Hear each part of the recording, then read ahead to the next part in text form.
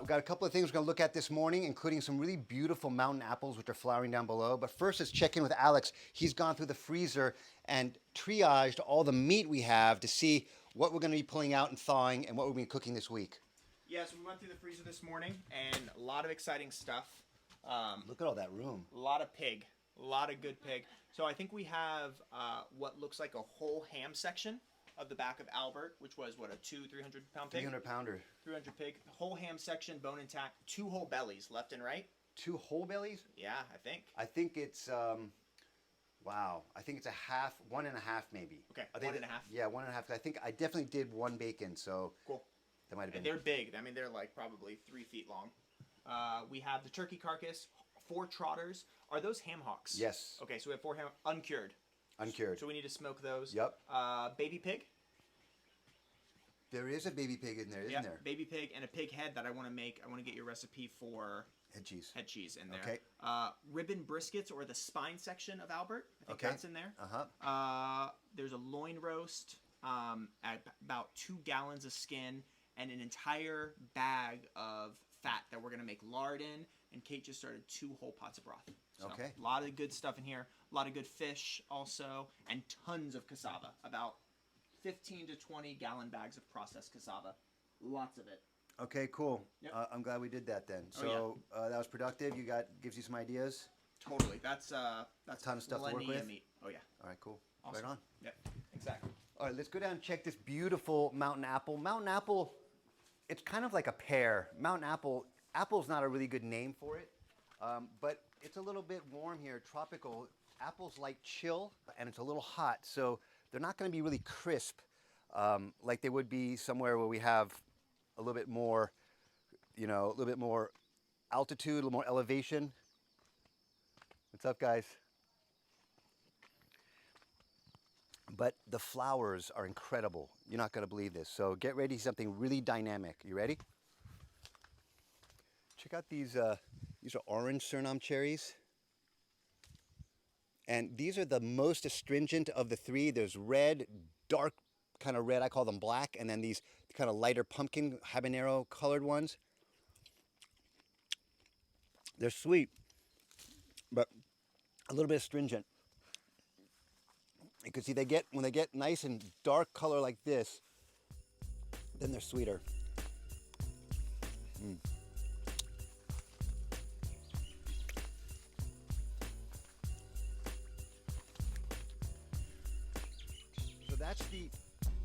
That's the mountain apple tree. You can just see the purple, the pink, fluorescent pink flowers just starting. We're gonna go underneath. You're not gonna believe it. Check it out. So look at this.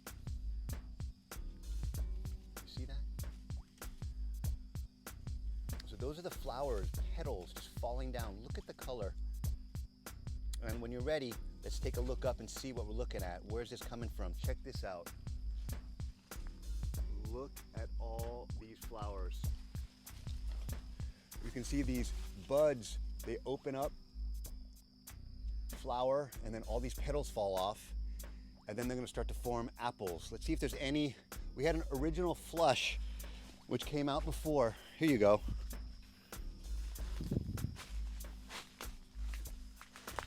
They're gonna start to form just like that, and when they turn red, we'll pick them. It's kind of a soft, not super sweet pear consistency. We've been making, what do you mean? We made some nice bread pudding with them. We made a tart.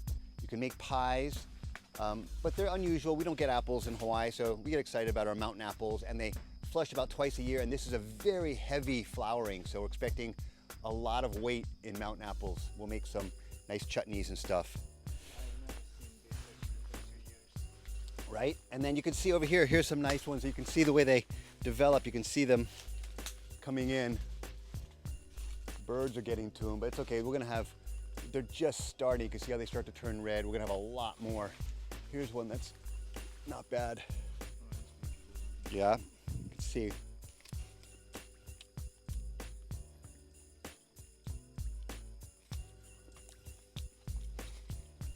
Got a nice, slightly crunchy, sweet, almost kind of like a, we have rose apples, which have more of a kind of a floral, almost perfumey taste.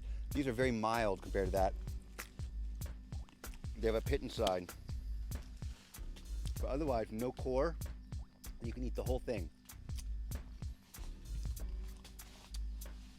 Let's take a quick look at what they're doing in the garden. Today is what we call Garden Love Day.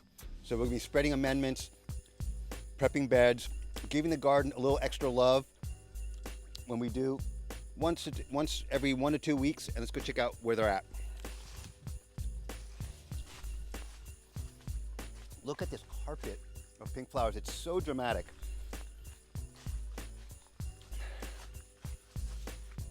Here's some more Surname cherries. These are the red ones. You can see darker color, usually a little bit sweeter, not as big. These are good.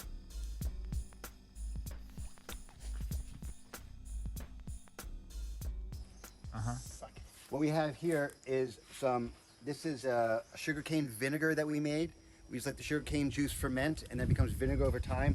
We strain that and we're using that to dissolve these cow skulls that I find in the pasture, and then I burn them, and then Curtis has broken them up into pieces, made a nice dust, and then we're adding vinegar to dissolve that and pull the phosphorus out. This is what we call bone juice, and we use this as an amendment for the garden. Okay, let's check out what they're doing. You can see the whole thing. I'd say fill it up to about here and then put another breathable lid on it. Use that too. Oh, there's two. Yeah. And it looks like what they've been doing is giving the amendments to the garden. So here we have ocean water, and that's going to be for minerals. That's 1 cup in one of these. And then we've got fish juice. It's a fish amino acid for nitrogen. And here we have shell juice. That's the one we made from the toasted shells. And those are both going to be in 1/500th dilutions, like a homeopathic level solution. And they're going to get 1 shot of that. And then they're going to pour that over things for general health in the garden. Let's go check out what Katie's doing real quick. How's garden love going? Yeah, what do we got going on here? Weeding carrots. Lightly. Nice, gently weeding carrots and thinning maybe too? Yes. So nice bit of carrots we got. Carrots are hard to grow here. So we prep the beds nicely, and then we're really diligent about watering to get kind of a nice full bed of carrots like this. It takes work, but once they're at this level, they're usually golden. Yeah? Mm-hmm. So garden love looking good. Let's go check out this awesome tent we made. We talked about how rainy season's coming and how the lettuce are gonna start to get a little fussy about all the rain and their wet roots. So we decided we needed a dry area for the rainy season just to grow European annuals like lettuce, if we want to do some broccoli, or if you want to do some tomatoes, some beans. So we made one area of the garden which is going to stay dry. Come check it out. Check this out. This is a mongoose trap. You can see we've painted it to make it not so shiny. Yeah, you got a little camo going, especially on the front here. But this one catches 1/10 of the mongoose that the old trap catches. I'm just assuming that this is just design is not as good, or maybe it's just something about the shiny metal maybe still on the sides. We haven't quite figured it out, but this one is not very effective. Come check out this awesome tent we put up. So under here, stuff is gonna stay dry. These beds are nice and deep. These are big contour beds that we made, and they're raised a little bit. They're kind of mounded, and so they're gonna drain better, and hopefully we'll get a little bit more dry soil for this rainy season. And you can see things are doing really well. Look at these beautiful pop joys over here, little baby lettuces coming in, and then some nice Chinese cabbage. These are cacaos tucked in here.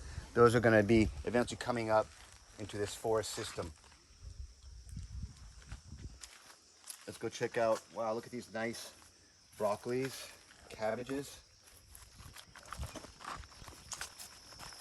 This tree we just found, and I don't know where this came from. It could be a weed. I used my Picture This app, and found that this is a rose apple, like I talked about those up there, which is like a mountain apple, but much more floral fragrance, really sweet, really interesting fruit. It's crisp, and it's got this kind of rose water taste, really tasty. So excited about this one, and it's just starting to take off. You can see it's really, really growing nicely. So that was a cool find. Look at these mulberries coming in. When they get dark like this, they're ready.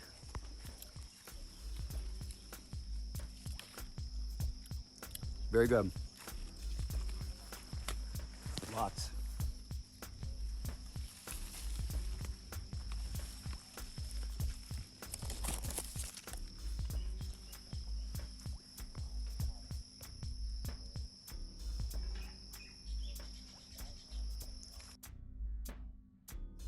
So last thing I wanted to show you, we talked on that rainy day impression about how we're gonna move the pigs and start to open this area up. We've moved Frankie now, and so let's go take a look at him in his new pen and see if he's happy.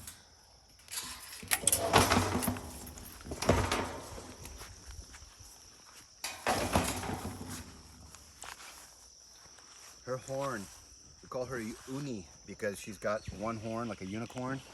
And you know, I think they were cut when she was a baby, and then this thing always grows. You can see it's breaking again. It just kind of curls back on her, and eventually we have to cut it off again. These are kind of like fingernails. Yeah, if you cut them too close, it's like cutting your nails too short. They can bleed, so you have to cut them a little bit at a time. And she's ready for a cut. Let's see if Frankie, so he was in that pen over there, and that got kind of small. He ate most of the grass down. So now he's got this whole bottom section that we've blocked off for him. Frankie! Frankie!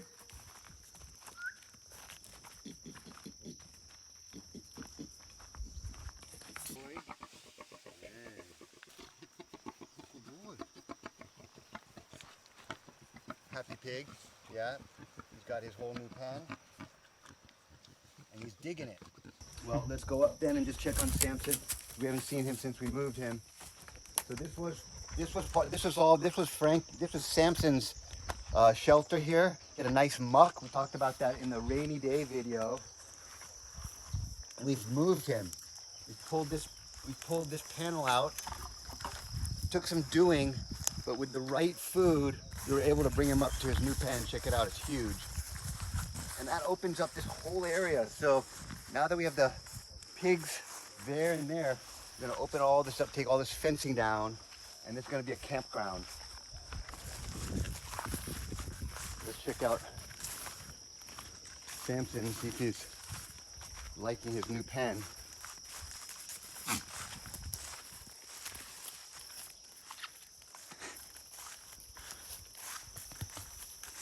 The goats are looking a lot better. They were getting in with Samson, eating all his grain, which makes their bellies really distended. They're not supposed to eat grain.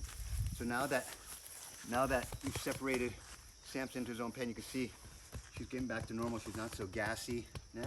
Actually, yeah. Right? They were, especially this one, the little one, way smaller. Yeah. So they're way happier, way healthier now. Well, lovely. They probably wish they could still eat some of the grain, but we're not allowing that. So, and see if we can Samson come out and say hello, Samson. Samson.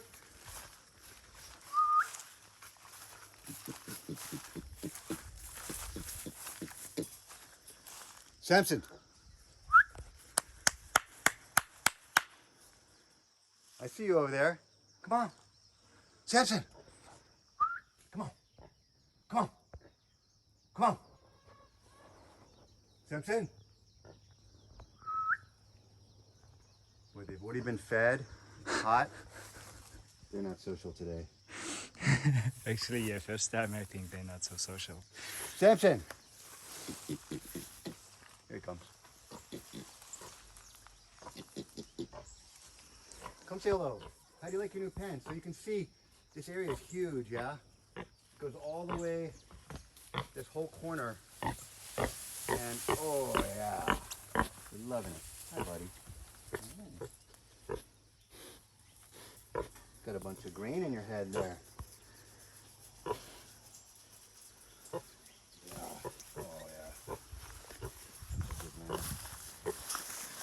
Stay easy.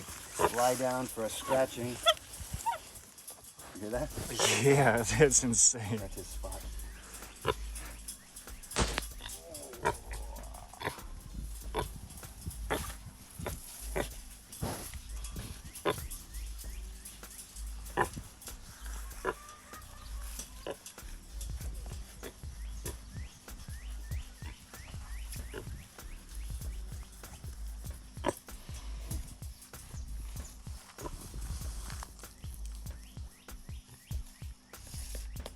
Good man.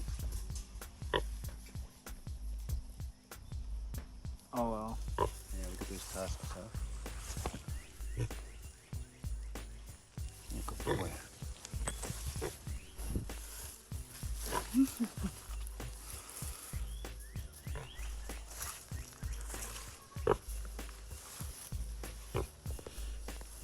Good. Well, he looks healthy, big, seems happy. His tail is nice and curled up. And eventually, we're hoping that he'll just clear down this grass, open it up so we can move some of these rocks out of here, and then we'll be able to use this area. Okay, well that's it for today. Thanks for joining us. If you liked it, hit the thumbs up. Don't forget to subscribe, hit the bell for notifications, and we'll see you next time.